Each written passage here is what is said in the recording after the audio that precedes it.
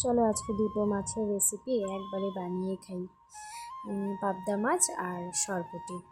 হলুদ লবণ মাখিয়ে রেখেছিলাম আগে থেকে, তারপরে হালকা করে ভেজে নিব, কারণ সর্ষে দিয়ে করবো তো সেই জন্য হালকা করে ভাজলে ভালো লাগে।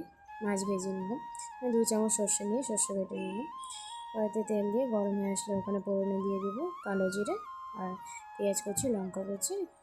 তারপরে ভাজা হয়ে আসলে ওখানে হলুদ গুঁড়ো আর লঙ্কা গুঁড়ো দিয়ে ভেজে নিব। নুন দিয়ে দিব স্বাদ মতন। নুন দিয়ে নেড়েছে ওখানে জল দিয়ে দিব। জল দিয়ে জলটা যখন ফুটে আসবে তখন একে একে মাছগুলো দিয়ে দিব।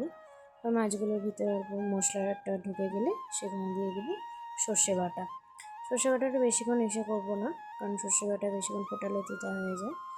4-5 মিনিট ফুটিয়ে ধনেপাতা কুচি ছড়িয়ে ফুটে আসলে তারপর ওখানে সর্ষে তেল দিয়ে সার্ভ করে নেব। দেখো কি সুন্দর লাগছে, খেতেও ভালো হয়েছে।